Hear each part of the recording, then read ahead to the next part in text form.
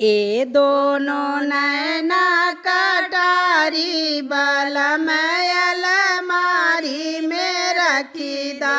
दोनों नैना कटारी बलम अलमारी में रखी दा। ए दोनों नैना कटारी बलम अलमारी में रखी दा।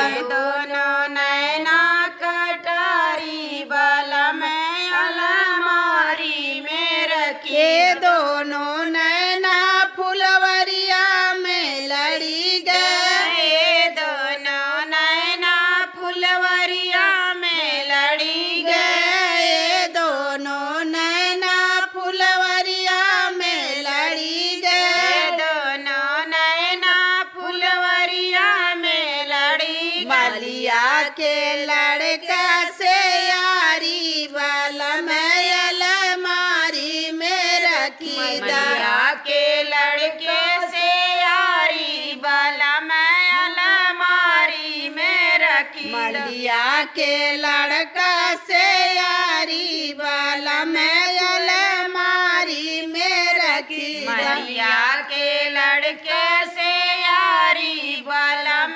अलमारी में रखी ए दोनों नैना कटारी बलम अलमारी में रखी दा। दोनों नैना कटारी बलम अलमारी में रखी ए दोनों नैना कुआनवा पे लड़ी गए। दोनों नैना कुआनवा पे लड़ी गए। दोनों नैना कुआनवा पे लड़ी गए। दोनों नैना कुआनवा पे लड़ी कहरा के लड़के से यारी बलम अलमारी में रखी दा। कहरा के लड़के से यारी बलम अलमारी में रखे दो।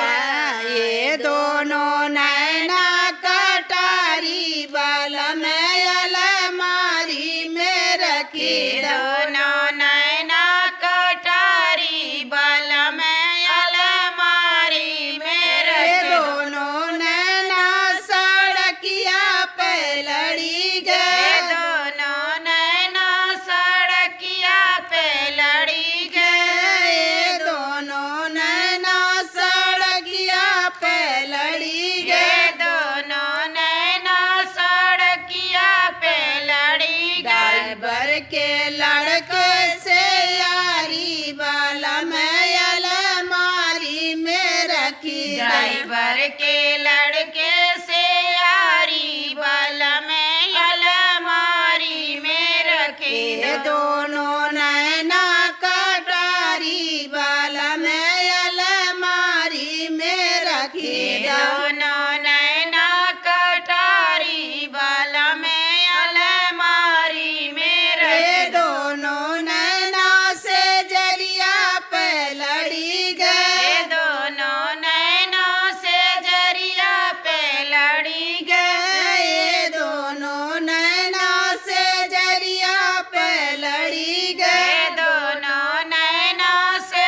जरिया पे लड़ी ससुर जी के लड़के से यारी बलम अलमारी में रखी दा। ससुर जी के लड़के से यारी बलम अलमारी में रखी ये दो